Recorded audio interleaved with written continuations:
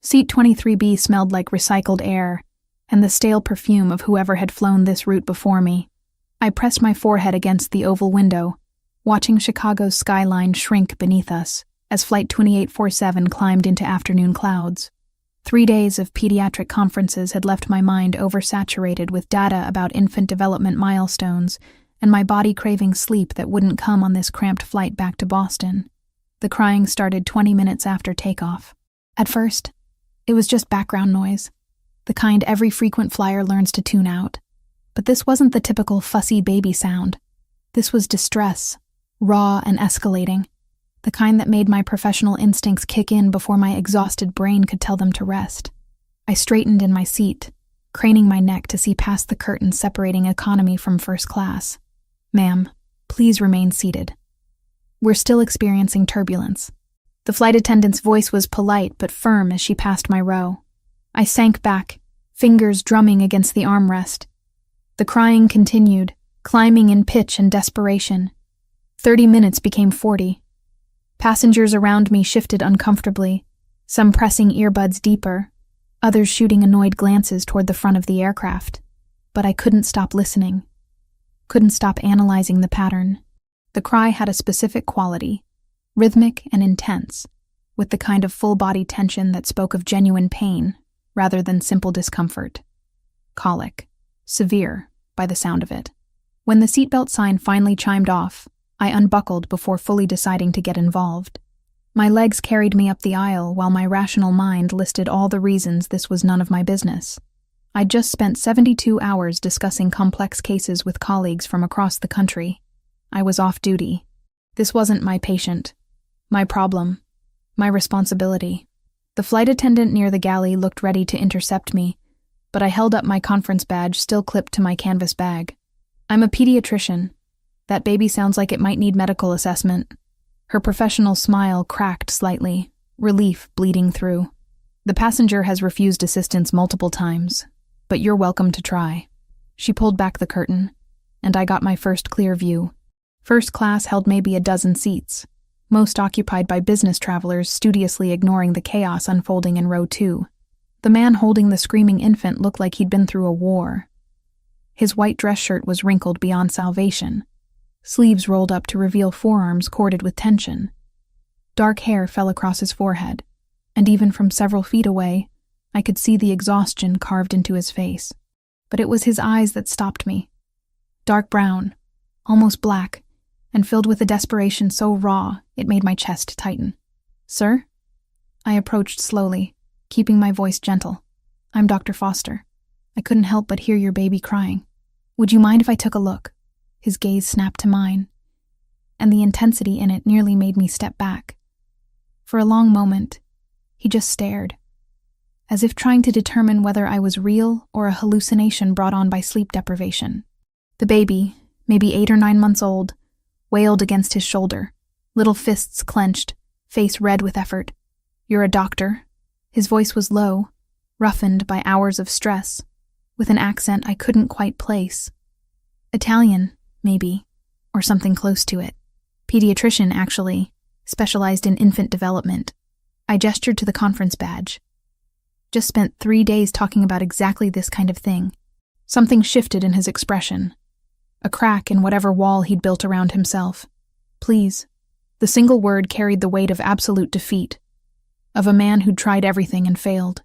I slid into the empty seat beside him, already assessing the baby with practiced eyes. Boy, approximately 9 months, well-nourished but clearly in distress. The cry pattern, the way he pulled his legs up to his belly, the flush spreading down his neck, all pointed to one thing. "May I?" I held out my hands, and after a heartbeat of hesitation, he transferred the baby to me. The child's body was rigid with tension, back arching, abdomen distended and hard beneath my gentle palpation. "What's his name?" "Noah." "Hi, Noah." I adjusted his position, turning him onto his left side across my forearm, his belly against my palm. My other hand moved in slow, deliberate circles across his back. "How long has he been crying like this?" "Since we boarded. Almost an hour now." The man's voice cracked slightly. "The flight attendants tried everything. Bottle, pacifier, walking. Nothing works. Does he have episodes like this often? I continued the gentle massage, feeling the tightness in Noah's small body begin to shift. Every few days, sometimes worse. He scrubbed a hand across his face, and I noticed the expensive watch on his wrist, the kind that cost more than my monthly rent. The pediatrician said colic, but I thought he was supposed to grow out of it by now. Colic typically peaks around 6 weeks and resolves by 4 months, I said, adjusting Noah's position slightly and applying gentle pressure to his lower abdomen. But some babies have extended cases, especially if there's an underlying issue like food sensitivity. The baby's crying had already begun to quiet, shifting from desperate wails to hiccuping whimpers. I continued the massage, adding a subtle rocking motion, and felt the moment his rigid muscles finally released. A small, unmistakable sound of gas passing, and Noah's cry cut off abruptly, replaced by a surprised silence. "What did you do?" The man leaned forward, wonder replacing exhaustion in his expression. Infant massage technique combined with proper positioning helps release trapped gas that's causing the pain. I shifted Noah to an upright position against my shoulder, supporting his head, and patted his back gently until a satisfying burp emerged. "There we go, buddy. That's better, isn't it?" Noah made a soft cooing sound, his tiny fist grabbing at my shirt. The tension had completely drained from his body, leaving him relaxed and drowsy against me. I looked up to find his father staring at me with an expression I couldn't quite read, something between gratitude and something else. Something more intense. "I don't understand. How did you fix him in 2 minutes when nothing else worked?" "I didn't fix him. This is temporary relief, not a cure." I reluctantly handed Noah back, noting how the man's entire demeanor shifted the moment he held his son again, becoming both more protective and more vulnerable simultaneously. "If he's having episodes this frequently at 9 months, you need to investigate further. Food allergies are common culprits. What formula are you using?" He told me, and I nodded, filing the information away. "That's cow's milk based.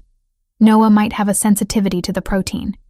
You should talk to his pediatrician about switching to a hypoallergenic formula and eliminating dairy from his diet if you're supplementing with any solid foods. I'll call tomorrow." He looked down at Noah, who was already drifting toward sleep, tiny fingers curled against his father's chest. "Thank you. I don't know how to thank you properly. You just did." I started to stand, but his hand caught my wrist gently. "Please, let me compensate you for your time." He reached for his wallet with his free hand, but I pulled away. "I don't accept payment for helping a baby in distress. That's not who I am." I softened the refusal with a slight smile. "Just promise you'll follow up with his doctor. If the formula change doesn't help within a week, push for an allergy panel and possibly a gastroenterologist referral." "I will." He studied me with those intense dark eyes, and I felt oddly exposed, as if he could see straight through to something I hadn't meant to reveal. "You're very good at this." "It's what I do." I gestured to the now peaceful Noah. "Get some rest while he's sleeping. And try the massage technique I showed you next time he has an episode. Clockwise, circles on the belly. Gentle but firm pressure. Left side lying position to help the gas move through." The plane jolted slightly, hitting a pocket of turbulence, and I grabbed the seat back to steady myself. I should get back to my seat before we hit more rough air. "What's your name?" The question was direct, almost urgent. "Your full name, Dr. Foster." "Rachel Foster." I glanced at the conference badge still hanging from my bag, realizing he could probably read it anyway. "I work at Boston General, Pediatric Department." Something flickered in his expression. Satisfaction, maybe, as if I'd just given him something valuable. "Vincent Castrovani." "Thank you, Rachel Foster. You saved me today. Possibly saved my sanity." The name meant nothing to me, but the way he said it suggested it should.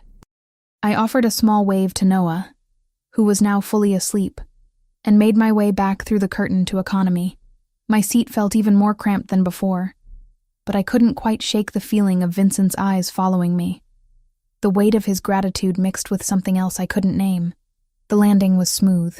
We touched down at Logan just after 7, and I was through the terminal and into a ride share before the first-class passengers even finished gathering their belongings.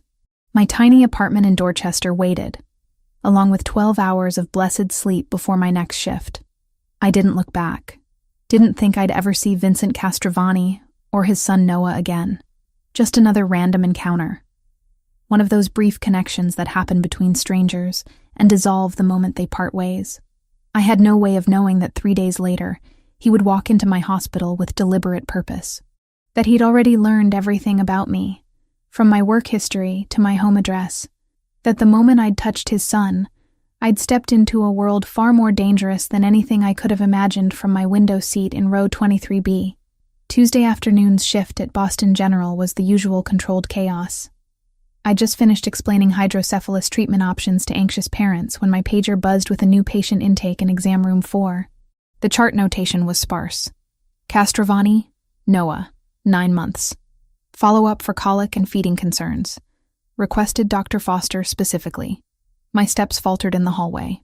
Castrovani. The name from the airplane. The exhausted father with the screaming baby who'd looked at me like I'd performed a miracle with nothing but my hands and some basic pediatric knowledge. But how would he even know I worked here? I'd mentioned Boston General during our conversation, but finding one specific doctor in a city this size should have taken more than casual effort. I pushed open the exam room door, and there he was. Vincent Castrovani looked different than he had on the plane. The wrinkled desperation had been replaced by composed control. His charcoal suit fit perfectly, clearly custom-made, and his dark hair was styled with deliberate precision. But those eyes, deep brown, almost black, held the same intensity I remembered. They tracked my entrance with laser focus, and something about the attention made my skin prickle with awareness. Noah sat on his lap, looking significantly better than during our flight. The baby's cheeks had color now, his eyes bright and curious as he gnawed on a rubber giraffe toy. Dr. Foster. Vincent stood, and the movement was fluid, controlled. Thank you for seeing us. Mr. Castrovani. I kept my tone professional, moving to wash my hands at the small sink. I have to admit, I'm surprised to see you here. How did you find me? You mentioned where you worked. His response was smooth, but didn't quite answer the question of how he'd requested me specifically from among dozens of pediatricians. Noah improved after the flight, but the episodes came back 2 days later. You were right about needing further investigation. I dried my hands and approached, letting Noah grab my finger with his tiny fist. His grip was strong, healthy. Tell me about the episodes since we last spoke. Frequency, duration, what seems to trigger them. Vincent described the pattern with remarkable detail for a father, noting times, Noah's reactions to different foods, sleep disturbances. As he spoke, I became aware of movement in the hallway outside. Through the small window in the door, I caught glimpses of men in dark suits positioned with unusual deliberation. Not medical staff, not other patients' families, security, private security. Mr. Castrovani, who are those men in the hallway? His expression didn't change. Precautionary measures. I have business interests that require certain protections. The phrasing was careful, revealing nothing while confirming everything. This man operated in a world where bodyguards were normal, where threats were constant enough to require armed personnel in a hospital pediatric ward.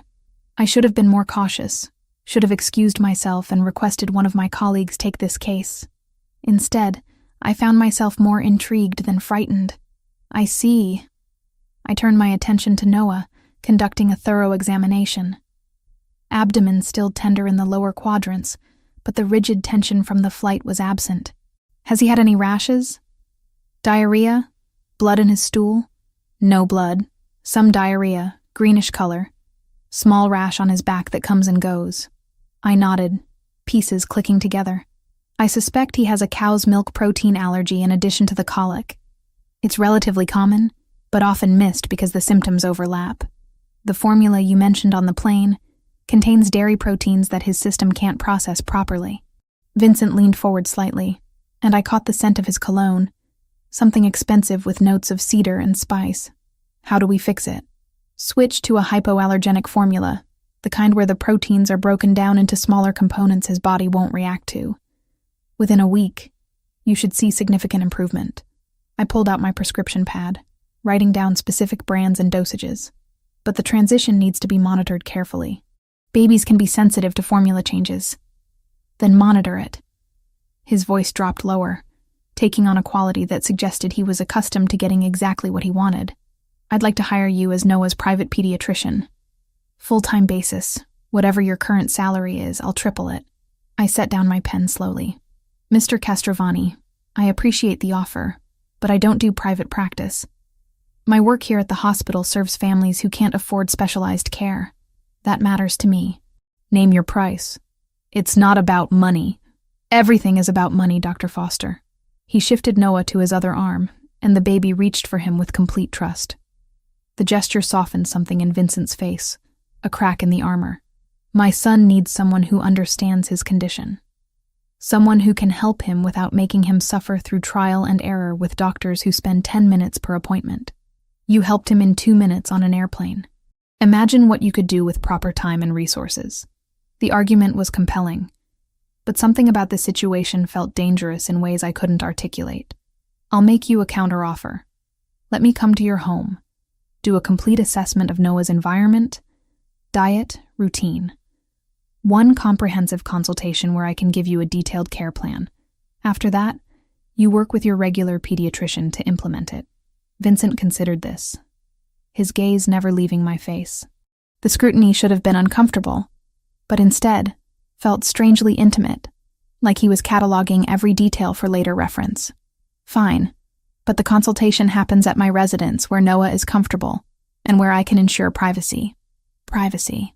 Another careful word choice that suggested this man's life involved things that needed to be hidden from public view. Against every ounce of common sense, I agreed. "When?" "Tonight. I don't finish my shift until 7. I'll send a car at 7:15. He pulled a business card from his jacket pocket, the cardstock thick and expensive. "Only a name and phone number. No company, no title. Call this number when you're ready.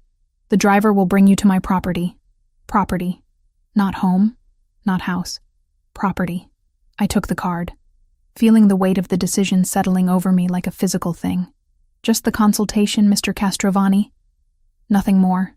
"Of course, Dr. Foster." Something that might have been amusement flickered in his eyes. "Nothing more."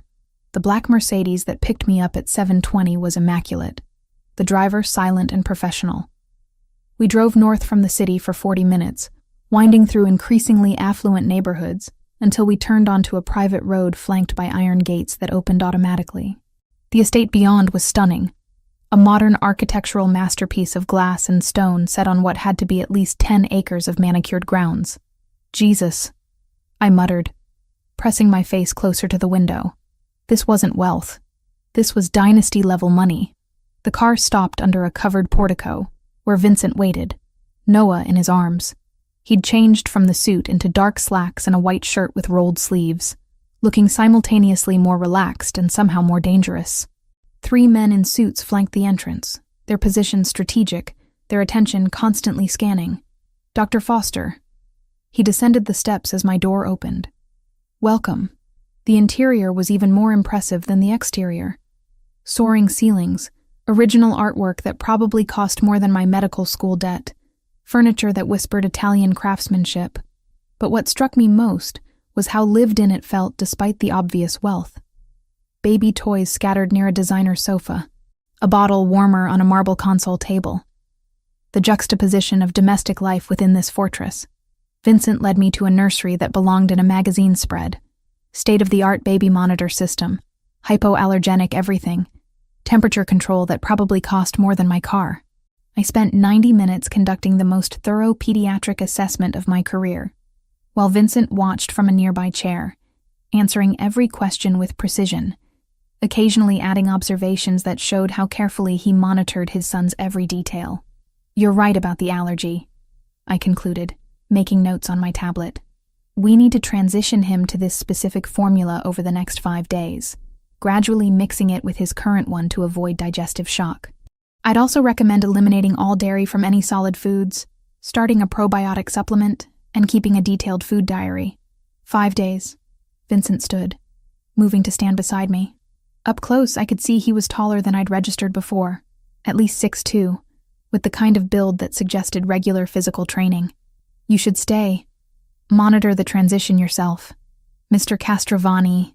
"Vincent, please." The intimacy of the request made my breath catch. Vincent, I can write extremely detailed instructions for your nanny or whoever helps with Noah's care. I don't have a nanny.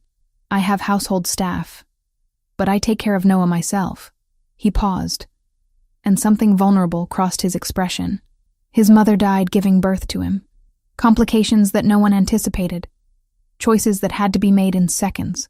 For 10 months, it's been just us. The revelation hit me harder than it should have. This powerful, intimidating man was a widower raising his infant son alone, fumbling through parenthood while running whatever empire required armed guards and fortress-like estates. I'm sorry for your loss, I said quietly. But that doesn't change the fact that I have a job, responsibilities. 3 weeks. I'll pay you $75,000. That's more than enough to eliminate your student loans completely. He said it casually, as if that amount of money was insignificant. You work exclusively with Noah, monitoring every aspect of his transition, making sure he's truly healthy. After that, we part ways, and you go back to saving the world one patient at a time. $75,000. Freedom from the debt that had been crushing me since medical school. The monthly payments that forced me to pick up extra shifts and live in a barely furnished apartment in one of Boston's cheaper neighborhoods. It was tempting, dangerously so. 2 weeks, I countered. And I keep my hospital shifts, at least part-time. I have patients there who depend on me. 2 weeks, but you stay here on the property. Noah needs someone available at night when the colic is worst. Bringing you back and forth through the city daily is impractical and frankly unnecessarily risky. Risky how? His jaw tightened slightly. I have rivals in my business ventures. People who would exploit any perceived weakness. The men you saw at the hospital, the security here, it's all necessary. Having you travel repeatedly between locations creates exposure points that are better avoided. The explanation made tactical sense, but something about it felt incomplete, like he was telling me just enough truth to be convincing while omitting crucial context. Still, the offer was compelling, and Noah deserved the best possible care during this transition. Fine. 2 weeks. Full-time residence here. But I want it in writing, including the payment terms. I met his eyes directly, refusing to be intimidated. And if at any point I feel uncomfortable or unsafe, I leave immediately with no penalties. Vincent extended his hand. Agreed. His palm was warm against mine, the grip firm but not crushing. The handshake lasted a second too long, his thumb brushing against my wrist in a way that sent an unexpected spark of electricity up my arm. I pulled back quickly, suddenly very aware that I'd just agreed to move into a stranger's home. A stranger whose world included armed security and careful euphemisms about rivals and risks. I'll need to go home and pack some things, I said, trying to regain professional distance, and arrange coverage for my shifts. The car will take you now and bring you back tonight. I'll have the contract ready for you to review when you return. Vincent shifted Noah to his shoulder, and the baby made a contented sound, tiny fingers curling into his father's collar. Thank you, Dr. Foster. You're giving my son a chance at real health. That's worth more than money. As the Mercedes carried me back toward my apartment, I stared at Vincent's business card, running my thumb over the embossed lettering. I'd made my choice, signed onto something I didn't fully understand, all because a baby had cried on an airplane, and I couldn't walk away from helping him. I had no idea I'd just stepped into a world where help and danger were two sides of the same coin, or that the man who'd hired me was already planning how to keep me long after our 2 weeks ended. My guest suite was larger than my entire apartment in Dorchester. Floor-to-ceiling windows overlooked manicured gardens that probably required a full-time staff to maintain. The bathroom had heated floors, a rainfall shower, and toiletries that cost more per bottle than I typically spent on groceries in a week. Everything screamed wealth so profound it had stopped trying to impress anyone. I unpacked my single suitcase, feeling oddly out of place among such luxury. 2 weeks. $75,000. Then back to my real life. The first morning, I woke at 6 to find Vincent already in Noah's nursery, changing a diaper with the focused concentration of someone who'd taught himself through YouTube videos and desperation. He looked up when I entered, surprise flickering across his face. You're up early. Pediatricians don't sleep in. Babies certainly don't. I moved to the changing table, observing his technique. You're doing it wrong. The tabs need to be tighter or he'll leak through in an hour. Vincent stepped back without argument, watching as I demonstrated the proper method. Noah gurgled happily, tiny legs kicking. I've been doing it wrong for 10 months? Probably, but he's still alive and healthy, so you're doing fine overall. I finished fastening the fresh diaper and picked Noah up, pressing my nose to his belly until he giggled. Ready to start your new formula, little man? The transition went smoother than anticipated. I'd created a detailed schedule, mixing ratios that decreased the old formula by 20% each day, while increasing the hypoallergenic replacement. By day 3, Noah's digestive system had noticeably improved. The desperate crying episodes stopped completely. He slept longer stretches, woke up happier, gained weight at a healthy rate. But observing Noah's medical progress was only part of what I learned that first week. The Castrovani household operated with military precision beneath its domestic surface. Staff moved through the mansion on predictable schedules, always professional, always aware of Vincent's location. The chef prepared meals that appeared at exact times without anyone seeming to request them. Laundry vanished and reappeared clean and pressed. It was like living in a 5-star hotel where the machinery was invisible, except for the men with guns. They were everywhere once I started noticing. Not obviously threatening, not drawing attention to themselves, but present. 2 stationed at the main entrance, one patrolling the grounds visible through the western windows, another positioned near the garage.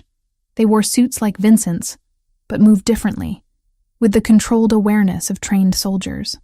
On the 3rd day, I watched from the nursery window as 3 black SUVs arrived in formation. Men emerged, greeted each other with familiar efficiency, and disappeared into Vincent's study. The meeting lasted 4 hours. When they left, Vincent looked exhausted in a way that had nothing to do with lack of sleep. Business associates? I asked that evening when we happened to be in the kitchen simultaneously. I was preparing Noah's evening bottle. Vincent was pouring whiskey from a crystal decanter. Something like that. He took a long drink, then seemed to reconsider his evasiveness. Allies, more accurately. The people I work with to maintain certain territorial understandings. Territorial. The word choice was deliberate, almost territorial in the animal sense rather than corporate. What kind of business requires territorial understandings and armed security? The kind that's kept my family powerful for 3 generations. He set down his glass, dark eyes meeting mine with that unsettling intensity. The kind you're better off not knowing details about, Dr. Foster. Rachel, if I'm living in your house taking care of your son, you should probably use my first name. Rachel. He said it slowly, as if testing how it felt. Fair enough. I should have pressed for more information, should have demanded clarity about what exactly I'd stepped into. Instead, I focused on Noah, told myself that whatever Vincent did for a living was none of my business, as long as the baby was safe and healthy. That willful ignorance lasted until the 4th night. I'd developed a routine of reading in the sitting room attached to my suite after Noah's final feeding. Medical journals, mostly, trying to keep up with new pediatric research. Vincent had passed by twice, both times slowing as if considering whether to interrupt, then continuing to wherever he spent his late evenings. The 3rd time, he stopped in the doorway. May I come in? It's your house, but it's your space while you're here. I don't want to intrude. He waited for my nod before entering, carrying his own book, a worn paperback that looked like it had been read multiple times. I find it difficult to sleep lately. Thought I might read here if that's acceptable. We sat in companionable silence for nearly an hour, the only sounds turning pages and the occasional distant noise from elsewhere in the mansion. It felt strangely domestic, this quiet evening with a man I barely knew but somehow felt comfortable beside. Can I ask you something? I closed my journal. Noah's mother. What was her name? Vincent's jaw tightened, but he answered. Sophia. We'd been married 6 years when she got pregnant. The doctors said she had a placental abruption during labor. Massive hemorrhaging. They gave me a choice. His voice went flat, emotionless in the way people get when discussing trauma too painful to feel fully. Save her or save Noah. Not both.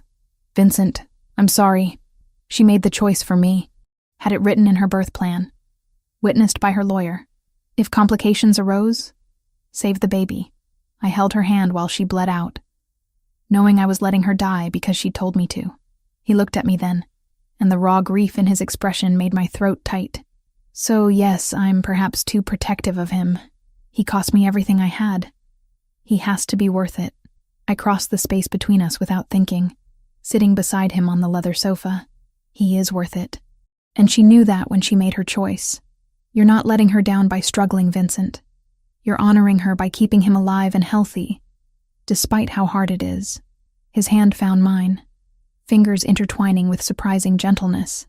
Thank you for saying that. We stayed that way for longer than was probably appropriate.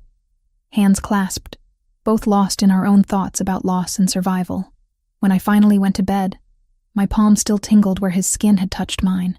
The shooting started at 2:17 a.m. I woke to the sound of car engines, raised voices, then the unmistakable crack of gunfire. My body reacted before my mind fully processed the danger, throwing off covers, running barefoot into the hallway. Noah's nursery. I had to get to Noah. Vincent was already there, scooping the crying baby from his crib with practiced speed. Come with me. Now. What's happening? No time. Move. His voice carried absolute authority, the tone of someone accustomed to being obeyed in crisis situations. He led us down the hallway to what I'd assumed was a linen closet. Instead, when he pressed his palm to a hidden scanner, the back wall slid open to reveal a reinforced room roughly 12 feet square. Emergency supplies lined metal shelves, communication equipment blinked on a small desk, and the walls were thick enough to muffle the ongoing sounds of violence outside. A panic room. Of course, this house had a panic room. Vincent handed me Noah, who was screaming in terror, then moved to the communication equipment. He spoke rapid Italian into a headset, his calm at odds with the chaos evident in whatever responses he was receiving. I sank onto the padded bench running along one wall, holding Noah close, making soothing sounds I didn't feel. The shooting lasted maybe 5 minutes, though it felt like hours. Then silence, more frightening than the noise had been. What if Vincent's security had lost? What if whoever attacked was now searching the house? Vincent finished his communication and sat beside us, taking Noah from my arms. The baby immediately calmed slightly, recognizing his father's scent and touch. It's over. They didn't breach the perimeter. My voice shook, despite efforts to control it. Who attacked us? A rival organization. We've been in conflict over territorial control of certain business operations along the East Coast. He rubbed Noah's back in slow circles, the movement automatic. They've been testing our defenses for weeks, looking for weaknesses. This was more aggressive than previous attempts. Testing your defenses. I repeated the words, trying to process them. Vincent, what exactly do you do? He looked at me for a long moment, clearly weighing how much truth to offer. My family controls significant interests in this region. Import-export operations, real estate holdings, entertainment venues, security services. Some of our business dealings exist in gray areas legally. The people we compete against don't believe in competition. They believe in elimination. Gray areas. Elimination. The euphemisms couldn't quite hide what he was describing. You're telling me you're in organized crime. I'm telling you, I inherited a legacy 3 generations old that provides for hundreds of families, that operates according to codes and rules that predate modern law enforcement, and that, yes, sometimes requires violence to maintain. His voice remained steady, factual. The men who attacked tonight? Albanian Mafia expanding into territory they have no claim to. If I show weakness, if I fail to defend what's mine, they'll take everything. My businesses, my properties, my life. Noah had fallen back asleep against Vincent's shoulder, exhausted by fear. I watched them together, this powerful, dangerous man and his innocent son, and felt something shift in my understanding. You should have told me before I agreed to stay here. Would you have stayed if I had? Honestly, I didn't know. Why did you really want me here, Vincent? Noah's doing fine now. You could hire any pediatrician to monitor his transition. Because keeping you in hospitals or traveling through the city makes you vulnerable. He met my eyes directly. Because my enemies have already started investigating anyone I show interest in, anyone who might matter to me. Because bringing you here, where I have complete control of security, was the only way I could be certain you'd be safe while Noah needed you. The admission hung between us, loaded with implications. I matter to you. You helped my son when no one else could. You showed up in my life exactly when I needed you most. Whether that's fate or coincidence, I don't intend to waste it. He shifted Noah to his other shoulder. You can leave tomorrow if you want. I'll pay you what I promised regardless. But Rachel, if you stay, you need to understand what that means. You'll be under my protection, yes, but also under my enemy's scrutiny. They'll see you as connected to me, potentially as leverage against me. I should have left. Every rational thought screamed that staying in this house, near this man, in this dangerous world was insane. But I looked at Noah, sleeping peacefully now, and remembered Vincent's raw grief talking about Sophia, remembered his gentleness teaching himself to be a father despite having no preparation, remembered the way his hand had felt holding mine earlier that evening. I'll stay. The decision surprised me as much as it seemed to surprise him. 2 weeks. As agreed. But I want the truth from now on, Vincent. No more euphemisms or careful evasions. If I'm at risk, I deserve to know exactly what I'm facing. Relief flooded his expression, quickly masked but visible for a heartbeat. Agreed. And Rachel? Thank you. For protecting Noah tonight. For not running when the shooting started. Where else would I go? He needed me. I stood, suddenly exhausted. Are we safe to leave the panic room now? Luca will come get us when the property is secure and the perimeter reset. He leaned back against the reinforced wall. Noah still asleep against him. Might be a while. So we waited. This unlikely trio in a hidden fortress within a fortress, while outside Vincent's men cleaned up whatever aftermath violent men left behind. And somewhere in that strange, suspended time, I stopped thinking of this arrangement as temporary employment and started recognizing it for what it really was. The beginning of something that would change everything about my carefully constructed, safely predictable life. Noah's transformation was remarkable. By day 10, he was sleeping through the night, gaining weight steadily, and developing at the pace a 9-month-old should. The desperate crying had become a distant memory, replaced by babbling attempts at communication and genuine smiles that lit up his entire face.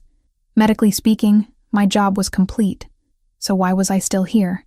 The question nagged at me as I watched Vincent feed Noah breakfast on the 11th morning.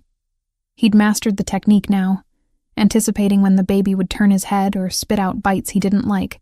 The easy competence of his movements spoke to how far he'd come from that desperate father on the airplane. His weight gain is excellent, I said, reviewing the charts I'd been keeping. Formula transition is complete. Digestive system has stabilized. Developmentally, he's right where he should be. Vincent looked up from wiping pureed sweet potato off Noah's chin. But nothing. He's healthy, Vincent. You don't need a live-in pediatrician anymore. Something flickered in his expression, there and gone too quickly to identify. The 2 weeks aren't up yet. You agreed to stay the full duration. I agreed to monitor his transition. The transition is done. Then stay for me. The words came out quiet, almost vulnerable. These past 10 days have been the first time since Sophia died that this house has felt like a home instead of a mausoleum. Noah laughs now. You taught me how to make him laugh. I don't want that to end. The admission caught me off guard. Vincent, finish the 2 weeks, please. I'm not ready to go back to doing this alone. I should have insisted on leaving. Should have recognized that staying beyond medical necessity crossed professional boundaries I'd built my career respecting. Instead, I heard myself agreeing, telling myself it was just a few more days, that helping this family find stability was the compassionate choice. That night, Vincent knocked on my suite door around 10. I made coffee. Thought you might want some while you read. It became our routine. Evenings in my sitting room, both reading, occasionally commenting on something interesting, mostly existing in comfortable silence. On the 12th night, he asked about my parents. House fire, I said, the word still difficult 5 years later. Electrical fault in the wiring. They were asleep when it started. By the time neighbors called it in, there wasn't anything firefighters could do except contain the spread. Were you close? Very. My father was a literature professor. My mother taught elementary school. They were those rare people who genuinely liked each other even after 30 years of marriage. I traced the edge of my book cover. I was in my final year of medical school when it happened. Spent 6 months barely functional, just going through motions. My advisor wanted me to take a leave of absence, but staying busy was the only thing keeping me from falling apart completely. Vincent set down his drink. That's why you work so hard. Why you took extra shifts at the hospital, even though you were exhausted. You're running from the quiet. The observation was too accurate to deny. Maybe. Or maybe I just want to help people because I couldn't help them. You can't save everyone, Rachel. I know, but I can try to save the ones in front of me. I met his eyes. Like Noah, like you, in a way. You were drowning that day on the plane. I threw you a lifeline because that's what I do, and now I'm pulling you into water you don't know how to navigate. He moved from his chair to sit beside me on the sofa, the proximity sending my pulse racing.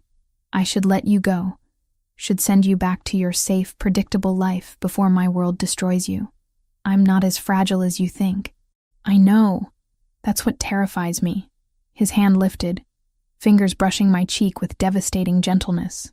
You're strong and brave and so goddamn beautiful it hurts to look at you sometimes. And I want you in ways that have nothing to do with Noah's medical care and everything to do with the fact that you're the first person since Sophia who's made me feel alive instead of just surviving. My breath caught. Vincent, this is complicated. I know. I'm not asking for anything. Just needed you to know that keeping you here isn't entirely selfless. He started to pull away, but I caught his wrist. What if I want complicated? The words hung between us. An admission I hadn't meant to make but couldn't take back. His eyes darkened, searching my face for certainty he wouldn't find, because I wasn't certain of anything, except that when he looked at me like that, every rational thought evaporated. Rachel. My name was a warning and a question. Instead of answering, I closed the distance between us, pressing my lips to his in a kiss that immediately ignited into something desperate and consuming. His hands tangled in my hair, pulling me closer as I gasped against his mouth. Every touch felt electric, charged with weeks of denied attraction finally given permission to exist. We broke apart breathing hard, foreheads pressed together. We should stop, he said without conviction. Probably. I kissed him again anyway. And this time, he didn't suggest stopping. What happened next was inevitable. Two people who'd been orbiting each other with increasing gravity finally colliding. He was gentle and intense simultaneously, taking his time despite the urgency thrumming through both of us. When it was over, we lay tangled together on my bed, his fingers tracing patterns on my shoulder. I don't do this, I said quietly. Sleep with men I barely know. You know me better than most people who've been in my life for years. He pressed a kiss to my temple. And for what it's worth, I don't do this either. Haven't been with anyone since Sophia. The confession made something in my chest tighten. Vincent, stay. Not a command this time, but a plea. Past the 2 weeks. Stay as long as you want. I should have said no. Should have recognized this for the dangerous entanglement it was. Instead, I nodded against his shoulder, sealing a decision that would change everything. The morning brought harsh reality. I woke to find Vincent's side of the bed empty, though the sheet still held his warmth. Voices drifted from downstairs, tense and urgent. I dressed quickly and found him in his study with Luca. Both men bent over a laptop displaying surveillance photos. Photos of me. With Noah at a pediatric clinic I'd insisted on visiting 3 days ago for a routine wellness check. The images captured me holding the baby, laughing at something he'd done, looking every bit like a mother with her child rather than a temporary employee. When were these taken? I asked from the doorway. Both men looked up, guilt flashing across Vincent's face. 2 days ago. We just received them this morning through intelligence channels. Who took them? Albanian surveillance team. Luca's tone was grim. They've identified you as someone connected to Vincent, possibly significant to him. They're investigating your background now. Ice flooded my veins. How much danger am I in? Vincent stood, crossing to me with purpose. None. You're under my protection, on my property. They can't touch you here, but they know about me now. They'll use me to get to you. Let them try. His voice carried absolute certainty. I have resources they can't imagine. You're safe, Rachel. I promise. Luca cleared his throat. Boss, with respect, the smart move is to cut ties. Pay her out. Relocate her somewhere they won't look. Erase the connection before it becomes a liability. No. The word came out hard, brooking no argument. She stays. Vincent, this is exactly what we warned. I said no, Luca. Find another solution. The older man sighed but nodded, gathering his materials and leaving us alone. I wrapped my arms around myself, suddenly cold despite the room's warmth. Maybe he's right. Maybe I should go before this gets worse. Is that what you want? What I want doesn't matter if staying here puts me in danger. Then let me protect you properly. He moved closer, hands gentle on my shoulders. Tonight, I'm hosting dinner with my captains, the men who run operations under my oversight. I want you there. Want them to see you're part of my household, under my protection officially. It sends a message to anyone watching that you're mine, and anyone who touches you answers to me and everyone loyal to me. You're using me as a chess piece.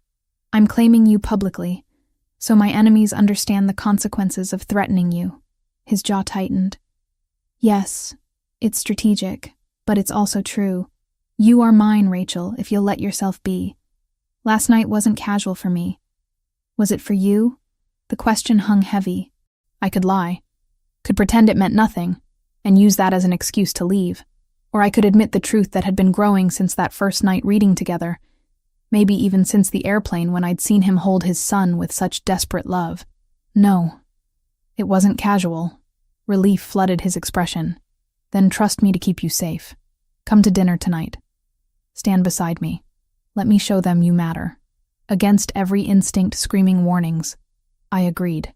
The dinner was held in a formal dining room I hadn't seen before, all dark wood and crystal chandeliers. 5 men arrived precisely at 8, each greeting Vincent with respect that bordered on deference. They ranged in age from mid-30s to early 60s, all dressed in expensive suits, all carrying themselves with the same dangerous confidence as Vincent. He introduced me simply as Noah's doctor, who'd become essential to the household. The phrasing was careful, acknowledging my presence without defining our relationship explicitly. But the way his hand rested at the small of my back, the way he kept me beside him throughout the evening, spoke louder than words. We ate courses I couldn't taste, my stomach too tight with tension. Conversation flowed in English and Italian. Discussions of business territories and shipment schedules and political considerations. I understood enough to recognize I was witnessing the machinery of organized crime operating openly, unbothered by my presence because Vincent had vouched for my discretion. When the meal finally ended and the men departed with respectful nods, I rounded on Vincent in the empty dining room. You paraded me in front of them like property, like I'm some acquisition you're showing off. I presented you as someone under my protection. There's a difference. Is there? Because from where I stood, it felt like you were marking territory. His eyes flashed. You want honesty? Fine. Yes, I was marking territory. Letting every person in my organization know that you're off limits, that harming you means declaring war on me personally. That's how this world works, Rachel. I don't get to protect people I care about with restraining orders and police reports. I do it with power and fear, and making absolutely certain no one misunderstands the consequences of crossing me. And you didn't think to ask how I felt about being turned into a symbol? Would you rather I kept you hidden while my enemies circle closer? Let them think you're unprotected, unimportant, easy prey? He moved closer, frustration radiating off him. I'm trying to keep you alive. By making me a target. You became a target the moment you helped Noah on that plane. The admission burst out of him. The moment you showed me kindness, showed interest in my son, you painted a mark on yourself that I can't erase. The only choice left is whether to protect you or abandon you. I'm not capable of the latter. The raw emotion in his voice deflated my anger. I didn't ask for any of this. I know. And I'm sorry. But I'm also not sorry because having you here in my life has given me something I thought I'd lost forever. Hope. Connection. The possibility of being something more than just Noah's father and the Castrovani heir. My resolve crumbled. This is insane. We barely know each other. I know you take your coffee with too much cream and read medical journals like novels. I know you sing to Noah when you think no one's listening, and that you cry during those commercials with shelter dogs.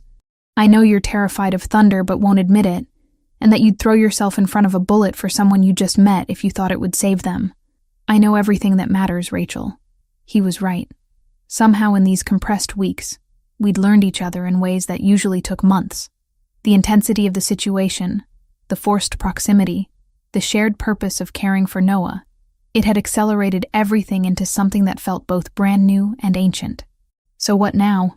I asked quietly. Now you decide. Stay and let me protect you the only way I know how. Or leave, and I'll do my best to erase every connection between us so you can go back to being invisible to my enemies. His hand cupped my face. But understand that if you stay, you're choosing this world, choosing me, and I don't let go of things that matter. I should have chosen safety, should have walked away from this dangerous, complicated, utterly insane situation. Instead, I kissed him, pouring every conflicted emotion into the contact, and felt him respond with equal desperation. When we finally broke apart, the decision was made without words. I was staying. God help me. I was staying. The attack came at 4:23 in the morning, tearing me from sleep with the sound of shattering glass and shouting voices.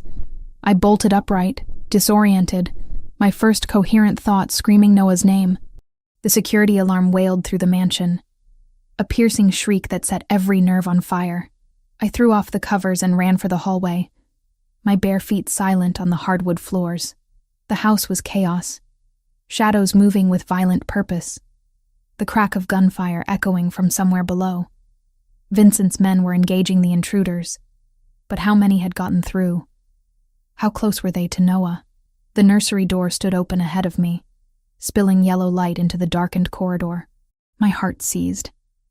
I'd closed that door myself when I'd checked on Noah 2 hours ago after his midnight feeding. Someone had opened it. I burst through the doorway and froze. 3 men in dark tactical gear surrounded Noah's crib, one reaching for the screaming baby. They turned at my entrance, weapons rising, and time seemed to slow to a crawl.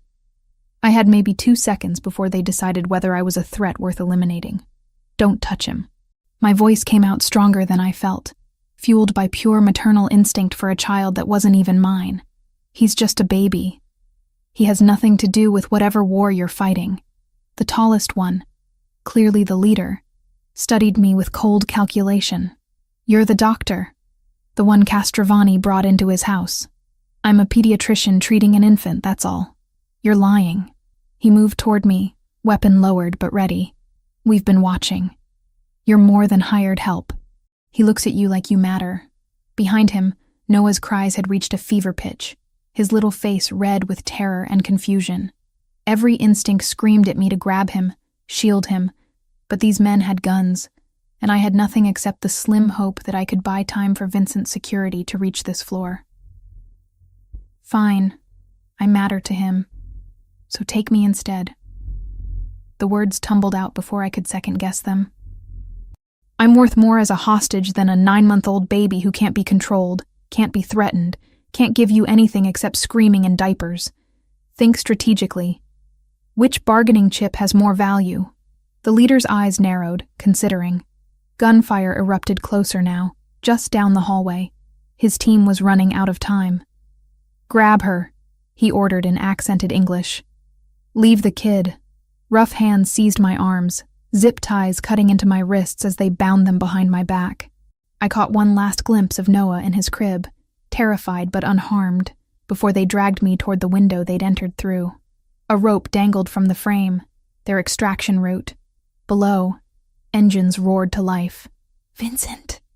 I screamed his name with everything I had, hoping he could hear me somewhere in this massive house, hoping he'd know what happened.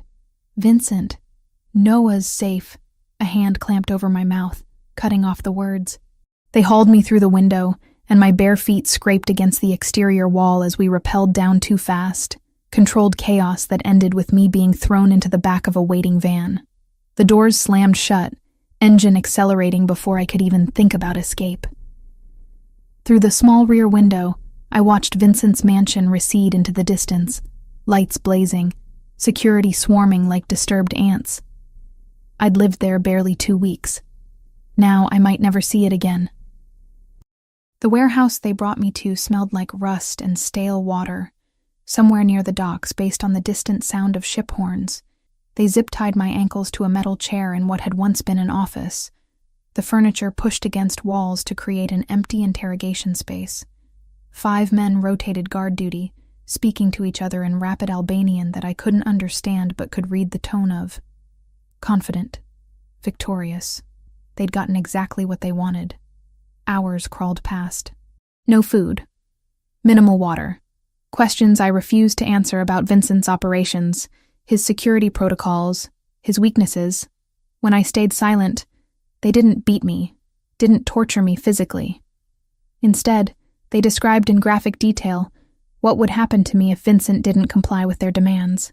The psychological warfare was almost worse than physical pain. $50 million. The leader, who I'd learned was named Drayton, said during one of his visits to my cell, plus complete withdrawal from 3 territories in Boston. That's what Castrovani's woman costs. I'm not his woman. I'm a doctor who helped his sick child. You live in his house, sleep in his bed, care for his son like he's yours. Drayton leaned closer, and I caught the sour smell of his breath. He'll pay. Men like Castrovani always pay when it's personal. I noticed his hand trembling as he gripped the chair back, the slight sheen of sweat on his forehead despite the warehouse's chill. Medical training kicked in automatically, cataloging symptoms. Tremor, excessive sweating, the fruity smell beneath the general staleness of his breath. Classic signs of uncontrolled diabetes, probably type 2 based on his age and build. How long since you've checked your blood sugar? The question came out before I could stop it. His eyes narrowed. What? You're diabetic. I can see it. The tremor in your hands, the sweating, the way you're breathing. When did you last eat? Take your medication. That's none of your concern. It is if you pass out from hypoglycemia, and your men think I did something to you. They'd kill me before asking questions. I shifted in the chair, wrists aching from the zip ties. Or you could let me help. I'm a doctor, remember? I can assess your condition, tell you what you need. Keep you functional while you wait for your ransom. Drayton studied me for a long moment, suspicion warring with the pragmatic recognition that I was right. If he collapsed, his operation lost its leader at a critical moment. Why would you help me? Because I help sick people. It's what I do. And because if you're healthy and thinking clearly, you're more likely to make rational decisions about keeping me alive. He gestured to one of his men, speaking in Albanian. The man disappeared, returning minutes later with a basic first aid kit that included a cheap glucose meter. Drayton sat heavily in a chair across from me. Fine. But if you try anything, I'll kill you slowly. They cut the zip ties on my wrists long enough for me to prick his finger and check his reading. Dangerously high at 340. I explained in simple terms what it meant, what he needed to do. He had insulin in a cooler somewhere, poorly stored, but better than nothing. I calculated dosage based on his weight and current reading, watching as he administered it himself, not trusting me with a needle. You should test 3 times daily minimum, I said as they retied my wrists, looser this time. Adjust your insulin accordingly, and eat regularly. Stress spikes blood sugar, and you're clearly under stress. Because of your boyfriend starting a war over you. But there was something almost respectful in his tone now. You're strange, Dr. Foster. Helping your captor. You're a patient who needs medical care. The circumstances don't change that. Over the next 30 hours, they gave me slightly better conditions. Real meals instead of stale bread. A bathroom break every 6 hours. Permission to move around the office within limits. I used the freedom to observe everything. Guard rotations, weapons storage, the layout of the warehouse. Drayton checked his blood sugar religiously now, even consulting me about readings and adjustments. I also listened. Their Albanian conversations were still incomprehensible, but I caught repeated words that sounded like names, numbers that might be times or coordinates. And once, when they thought I was sleeping, I heard something that made my blood freeze. A conversation in broken English with someone on speakerphone. "Killer after?" one of Drayton's men asked. "Of course," came the response. Make it look like Castrovani's rescue attempt failed. He gets emotional, makes mistakes. That's when we finish him. They never intended to let me go. The ransom was a trap. Bait to lure Vincent into making exactly the kind of desperate move that would get him killed. And there was nothing I could do to warn him except hope that he was smart enough, careful enough, to see through their plan. On the second night, Drayton came to check on me personally. "Your man is gathering an army," he said, almost conversational. 5 families pledging support. It's impressive. Also futile. "Then why do you look worried?" His jaw tightened. "I'm not worried." "Yes, you are. Your blood sugar just spiked again. I can see it in your face." Fight or flight response. I leaned forward as much as the restraints allowed. Vincent isn't just some boss you can eliminate and walk away from. He has allies, resources, and absolutely nothing to lose when it comes to people he cares about. You took the wrong hostage, Drayton. You should have left me alone. Too late for regrets now. He stood, checking his weapon with practiced efficiency. Tomorrow ends this, one way or another. After he left, I sat in the darkness listening to distant sirens and my own racing heartbeat. Somewhere out there, Vincent was planning my rescue. And I had to find a way to survive long enough for him to execute it. Had to believe that the man I'd fallen for despite every rational objection was capable of beating odds that seemed impossible. Because the alternative, that I'd die in this warehouse without seeing him or Noah again, was something I couldn't let myself consider. Not yet. Not while I still had breath and hope and the stubborn determination that had gotten me through medical school, through my parents' death, through every impossible challenge life had thrown at me. I just had to hold on a little longer. The explosion of sound pulled me from fitful half-sleep. Not gunfire this time, but something bigger, more organized. Shouting in multiple languages, vehicles screeching, and then the unmistakable percussion of flashbangs detonating in rapid succession. The warehouse erupted into chaos. My guards scattered, weapons drawn, yelling commands I couldn't understand. Through the office's grimy window, I saw muzzle flashes lighting up the darkness like deadly fireflies. This wasn't another Albanian patrol. This was an assault, coordinated and overwhelming. Vincent had come for me. "Get down!" I dropped to the floor as bullets punched through the thin walls, showering me with splinters and dust. The zip ties on my ankles had been left relatively loose after days of compliance. I worked them frantically, ignoring the burn as plastic cut into skin, focusing only on getting free. Outside the office, the firefight intensified. I recognized the tactical precision even through the chaos, the way Vincent's forces moved with purpose rather than panic. They were clearing the warehouse systematically, room by room, closing in on the center where Drayton had kept me isolated. A body hit the floor outside my door. Then another. The handle turned, and I pressed myself against the wall, grabbing the only weapon available, a rusted metal pipe from the corner that had once been part of the building's plumbing. The door crashed open. A man stumbled in, young, maybe 20, clutching his side where blood seeped through his tactical vest. Albanian, based on the patches. He saw me and raised his weapon with shaking hands. "Don't." I kept my voice steady despite my racing heart. "You're bleeding badly. That vest didn't stop the bullet, just slowed it. You need medical attention or you'll be dead in 20 minutes. His eyes widened, pain and fear mixing with confusion. "You're the doctor." "I am. And I can help you if you put down the gun." For a suspended moment, we stared at each other across the small space, both of us trapped by circumstances beyond our control. Then his legs gave out, the weapon clattering from his grip as he collapsed. I moved without thinking, grabbing supplies from the first aid kit Drayton had left behind, pressing gauze against the wound to slow the bleeding. "Pressure here." I guided his hand to hold the gauze. "Keep it tight. When your people find you, tell them you need a hospital immediately." "Why help me?" Blood flecked his lips. "After what we did? Because I'm a doctor before I'm anything else." The door exploded inward, and suddenly Vincent was there, weapon raised, eyes wild with something between fury and terror. He scanned the room in a heartbeat, taking in me kneeling beside the wounded Albanian, blood on my hands but clearly unharmed. Our eyes met, and the weapon lowered. Rachel. My name came out choked, raw with emotion I'd never heard from him before. I'm okay. I'm okay.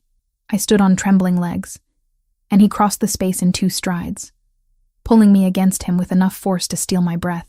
His hands moved over me frantically, checking for injuries, confirming I was real and whole. We need to move. Luca appeared in the doorway, tactical vest covered in dust, weapon still smoking. Buildings clear, but reinforcements could arrive any moment. Vincent nodded but didn't release me, keeping one arm locked around my waist as we navigated through the warehouse. Bodies littered the floor, both Albanian and some of Vincent's men. The cost of my rescue painted in blood and spent shells. Guilt churned in my stomach, but there wasn't time to process it. The extraction was military precise. Vincent's forces had brought 4 SUVs, positioned for rapid departure. He pushed me into the back of the lead vehicle, sliding in beside me, never breaking physical contact. As we pulled away from the warehouse, I watched smoke rising from the building. Emergency lights approaching in the distance. Drayton? I asked quietly. Dead, along with most of his command structure. Vincent's voice was flat, emotionless in that way that meant he was holding back something enormous. The Albanians will regroup, but they've lost their leadership and credibility. It'll take them months to recover, if they ever do. Back at the mansion, dawn was breaking over the manicured grounds. Staff moved efficiently, treating wounded men, securing the perimeter, restoring order to the controlled chaos. Vincent led me straight upstairs, bypassing everyone who tried to speak to him. Noah was asleep in his crib, watched over by 2 armed guards Vincent had left behind. The baby looked peaceful, oblivious to the violence executed in my name.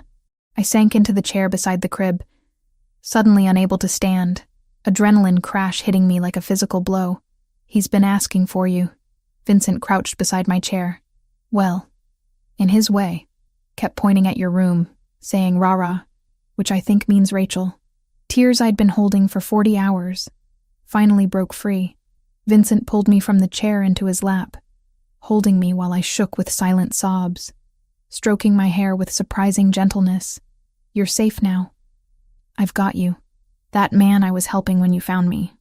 Is he alive? Probably. We left the non-critical wounded for the authorities to find. He tilted my chin up, forcing me to meet his eyes. Why were you treating him? Because he was bleeding and I could help. Because that's what I do, Vincent. Even when it doesn't make tactical sense. I wiped at my face. They were going to kill me regardless of the ransom. I heard them planning it. His jaw clenched, muscles jumping beneath the skin. I know. We intercepted their communications. That's why the rescue couldn't wait.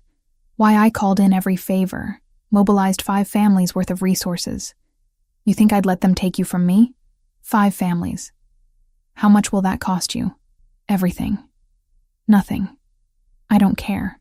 He cupped my face in both hands. You were worth it, Rachel. You'll always be worth it. The next 3 days existed in a fog. I slept fitfully, waking from nightmares of zip ties and warehouses and the cold certainty of death.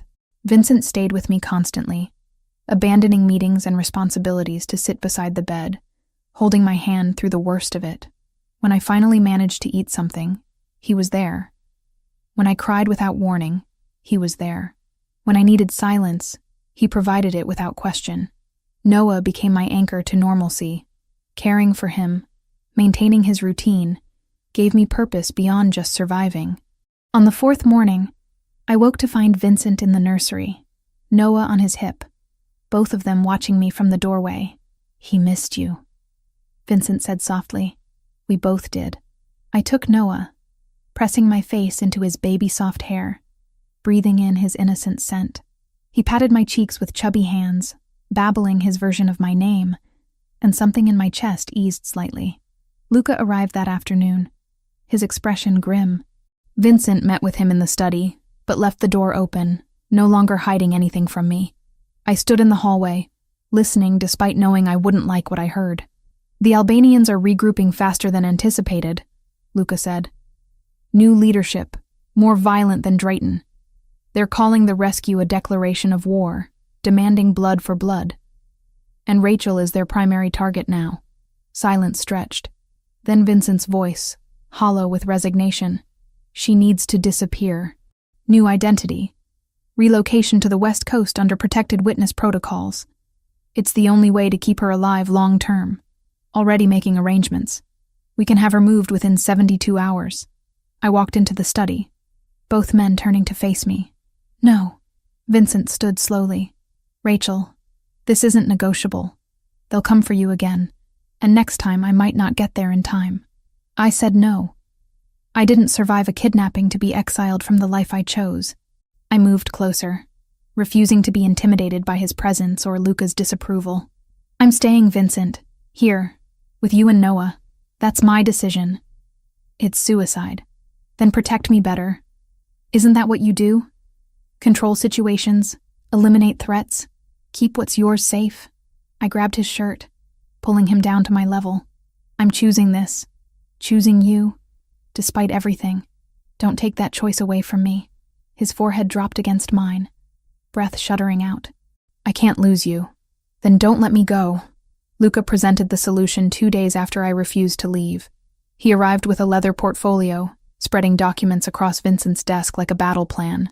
Which, I supposed it was. Marriage, he said without preamble. Official, legal, witnessed by representatives from all 5 allied families. Under our code, attacking a boss's wife is equivalent to declaring total war. The Albanians don't have the resources or alliances to survive that. Vincent looked at me, something unreadable in his dark eyes. It would work. Better than any security detail. Better than hiding you. They'd have to back down or face annihilation from every family on the East Coast. You want to marry me for strategic protection. My voice came out flat, processing the proposal without the emotion it deserved. I want to marry you because I can't imagine my life without you in it anymore. He moved closer, ignoring Luca's presence entirely. The strategy is convenient. The reason is that I'm in love with you, Rachel. Have been since you calmed Noah on that plane. Maybe before I even knew your name. The declaration should have felt romantic. Instead, it felt weighted with necessity. A confession forced by circumstances rather than choice. And if there was another way to protect me, would you still want this? Yes. No hesitation. No doubt. But there isn't another way, and I'm selfish enough to use that fact to keep you. I looked at Luca, who was studiously examining the documents as if not hearing every word. How quickly can this happen? 72 hours if we expedite. City Hall ceremony, minimal witnesses, maximum legal standing. He glanced up. It won't be romantic, Dr. Foster, but it will be binding. Fine. The word came out before I could overthink it. Let's do it. Vincent's relief was palpable, though he masked it quickly. You're sure? No, but I'm choosing this anyway. I touched his face, feeling the slight stubble he hadn't bothered shaving. I'm choosing you, Vincent. Even though it's insane and strategic and wrapped in violence. I'm choosing this life. He kissed me then, deep and claiming, and I let myself believe that maybe strategy and love could coexist in the same decision. The ceremony happened on a gray Wednesday morning at City Hall. I wore a simple cream-colored dress that one of Vincent's staff had procured. Elegant but forgettable. Vincent looked devastating in a dark suit. His face composed, but his hand trembling slightly as he slid the platinum band onto my finger. 2 witnesses from the Castrovani organization stood behind us, plus representatives from 4 other families whose names I didn't know, but whose presence made the marriage politically significant. I do, I said when asked, and meant it despite the circumstances. I do, Vincent echoed, and I heard both the strategy and the truth in his voice. The officiant pronounced us married in less than 15 minutes. No music, no flowers, no celebration beyond a brief reception at the mansion where serious men in expensive suits congratulated Vincent on securing such a valuable alliance. I smiled and accepted their well wishes, feeling like a chess piece that had just been promoted to queen. That night, Vincent came to my room, our room now, and held me without demanding anything more. I know this isn't how you imagined getting married, he said quietly. I stopped imagining a long time ago. I curled into his warmth. This is real enough. The first week as Mrs. Castrovani was surreal. Nothing changed, and everything changed simultaneously. I still cared for Noah, still maintained his routines, but now wore a wedding ring that caught light and reminded me of vows made under duress and desire combined. Vincent worked constantly, managing the fallout from the warehouse assault, coordinating with his allies, preparing for Albanian retaliation everyone knew was coming. We were polite strangers sharing space, bound by legal documents and survival instinct, but emotionally disconnected. The trauma of my kidnapping sat between us like a physical barrier. He didn't push, didn't demand the intimacy marriage supposedly granted. We orbited each other carefully, Noah the only bridge we could cross reliably. On day 8, I found Vincent in the nursery at 3 a.m., holding a sleeping Noah, staring at nothing with exhausted eyes. "Can't sleep?" I asked from the doorway. "Worried about you. About him. About whether I made the right choice dragging you deeper into this instead of forcing you to leave." He looked at me finally. "You could still go, Rachel. Marriage can be annulled. I'd survive the political fallout. I'm not going anywhere." I crossed to them, running my hand over Noah's soft hair. "Stop trying to save me from choices I'm making with full knowledge of consequences. You deserve better than this. Better than me. I deserve to decide that for myself." I kissed his temple. "Come to bed, Vincent. Tomorrow we'll figure out how to be married. Tonight, just sleep." He followed me, still carrying Noah, and we all three fell asleep in the oversized bed, a family assembled from chaos and choice. The attack came on day 10, just when I'd started believing maybe we'd have time to breathe. Vincent had insisted on taking me to dinner at a small Italian restaurant he'd frequented for years. Neutral territory where we could pretend to be a normal couple celebrating a hasty marriage. We were walking from the car when Vincent stopped abruptly, his hand tightening painfully on mine. "Get back to the vehicle. Now." "What? Rachel, move!"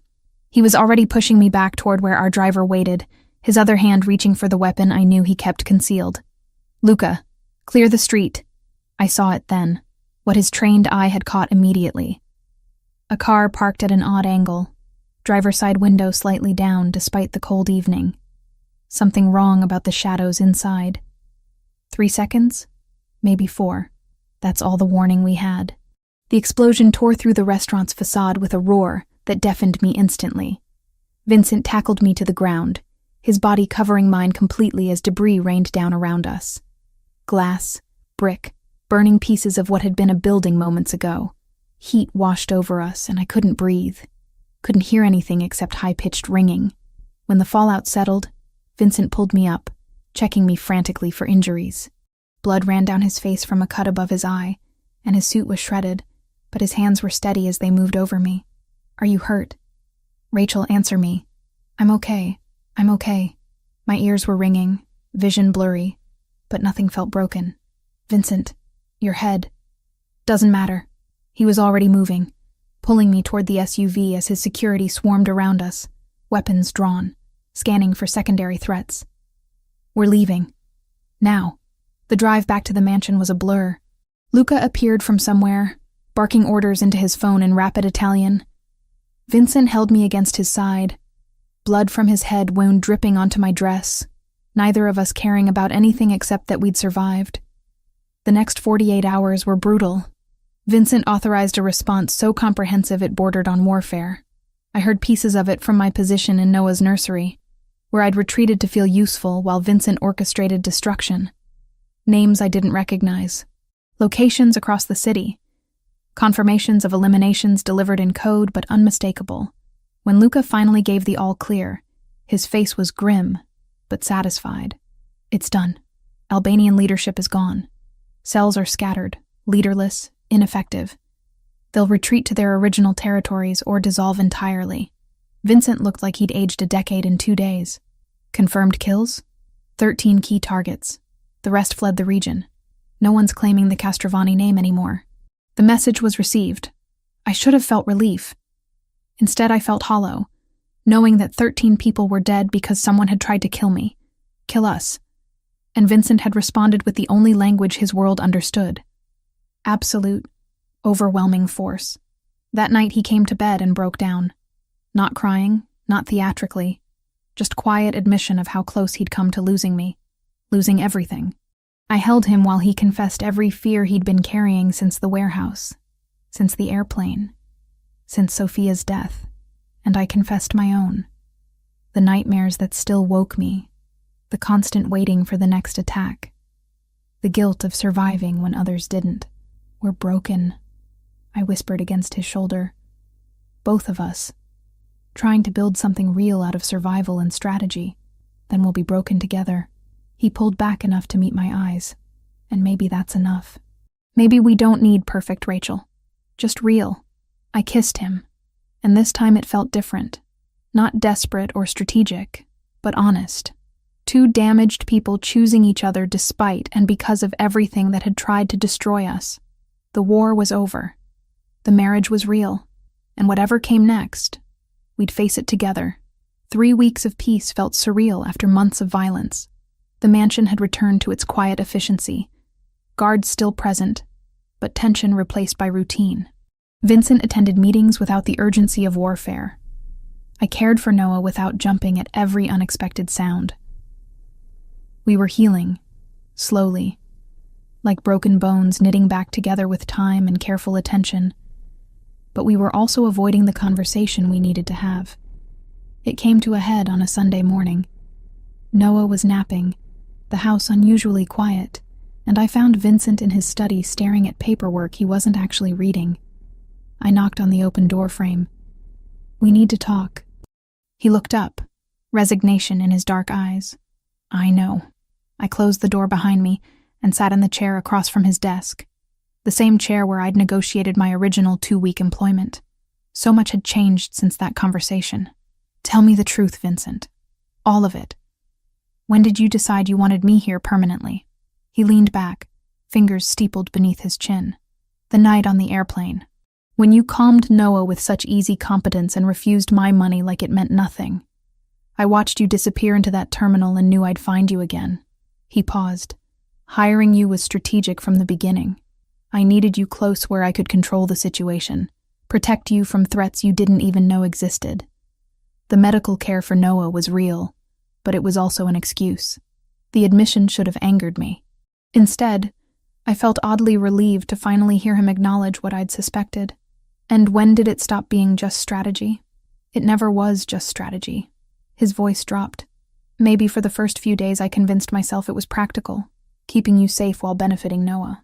But watching you with him, seeing how you treated my staff with respect, how you asked about my day like my answer mattered, somewhere in there I stopped pretending this was about security protocols. I stood, moving to look out his window at the grounds where Noah would eventually play when he was older. I knew, maybe not consciously at first, but I knew you were manipulating the situation, keeping me here through money and necessity and carefully constructed circumstances. "Rachel, let me finish." I turned to face him. I knew, and I stayed anyway. Not because I was naive or trapped, but because I wanted to. Because a baby cried on an airplane, and his father looked at me with such desperate hope that something in me recognized something in you. We were both survivors trying to figure out how to live instead of just exist. He crossed to me, stopping close enough that I could see the faint scar from the restaurant explosion healing above his eyebrow. "I don't deserve you." "Probably not, but I'm here anyway." I touched his face gently. "We can't build a real marriage on strategy and survival, Vincent. We need something more honest than that. Then let's be honest." He caught my hand, pressing it against his chest where I could feel his heart beating steady and strong. "I love you, Rachel. Not because you're useful, or because marrying you was politically advantageous, but because you make me remember what it feels like to want a future instead of just protecting the present. You challenge me, frustrate me, force me to be better than I am. And I want to spend whatever time I have left becoming the man you deserve." Tears pricked my eyes. "I love you too, even though you're impossible and dangerous and you run a criminal empire. I love you because you're trying to be a good father despite having no example to follow. Because you read poetry when you think no one's watching, and you cry during sad movies, but pretend you don't.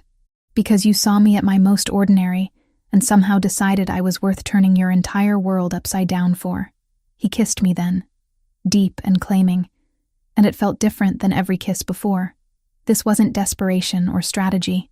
This was promise. Commitment, chosen freely with full knowledge of what it meant. When we finally broke apart, Vincent held my gaze. I want to do this right. Build something real with you. That means including you in decisions about Noah, about our future, about everything that matters. And it means boundaries, I countered. I don't want to know details about your business, Vincent. I've accepted what you are, what you do, but I can't be complicit in it. I need to maintain who I am separate from your world. Fair enough. You keep your identity, your work, your boundaries. I'll protect you while respecting them. He paused. Speaking of your work, Luca's arranged security protocols for you to return to Boston General part-time. Discreet, but effective, if you want to go back. The offer meant more than he probably realized. Yes, I need that. Need to remember I'm a doctor first, everything else second. I know, that's who you are. I wouldn't want to change it. We spent the afternoon together with Noah, the three of us in the nursery where this had all really begun. Vincent asked my opinion about schools, about when to introduce solid foods beyond the hypoallergenic formula, about 100 small decisions that added up to building a life. And I realized this was what marriage actually meant. Not grand gestures or strategic alliances, but daily choices to include each other, respect each other, build something together despite and because of our differences. That evening, Luca came by with updated security schedules for my hospital shifts. 2 men, rotating, always within visual range but never obvious. They'll pose as other hospital staff, blend in completely. You won't even notice them after a while. Thank you, I said, meaning it. This was the compromise that let me keep both worlds. The protection that let me maintain my identity while acknowledging the realities of who I'd married. The weeks that followed established new rhythms. I worked at Boston General 3 days a week, treating patients who had no idea their pediatrician went home to a mansion with armed guards. Vincent attended to his business, whatever that entailed, but came home for dinner every night. We read together in the evenings, talked about everything from politics to literature to Noah's developmental milestones. Slowly, carefully, we built the foundation of something real. Noah's first birthday arrived on a crisp October afternoon. We kept the celebration small, just Vincent, me, Noah, and a few key members of Vincent's inner circle who'd become something like family. The cake was chocolate, Noah's favorite based on the few tastes we'd given him. He demolished it with enthusiastic glee, getting frosting everywhere while we laughed and took pictures like any normal family would. Later, after Noah was in bed and our guests had departed, Vincent found me in the garden. The same garden where I'd first truly understood the danger I was stepping into. Where armed men had intercepted an attack. Where everything had started tilting from employment into something more. "What are you thinking about?" he asked, wrapping his arms around me from behind. "That flight from Chicago. How terrified you looked. How desperate. How I had no idea that helping a crying baby would lead to all of this." I leaned back against his warmth. "It wasn't a fairy tale, Vincent. No magical transformation or perfect romance. Just 2 broken people deciding to be broken together. Regrets?" I turned in his arms, meeting those dark eyes that had first captured my attention with their intensity.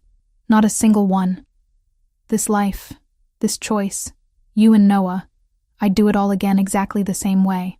Even the kidnapping, the explosions, the strategic marriage, even those, because they led here, to this moment, to us being honest about what we are and what we're building. I kissed him softly.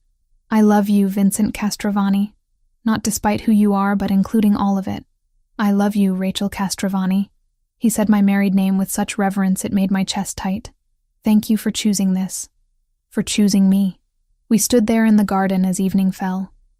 2 people who'd found each other through chaos and decided to build something lasting from the wreckage. Tomorrow would bring new challenges, new choices, new moments where we'd have to actively choose each other over easier paths. But tonight, we had this. Honest love, hard-won trust, and the absolute certainty that whatever came next, we'd face it together. The baby who'd cried on Flight 2847 was sleeping peacefully upstairs, healthy and loved. The terrified father from that flight had become my husband, my partner, my choice. And the exhausted pediatrician who'd just wanted to help had found something she hadn't known she was searching for. A family assembled from impossible circumstances and unconventional love. It wasn't perfect, but it was real. And that was enough for me.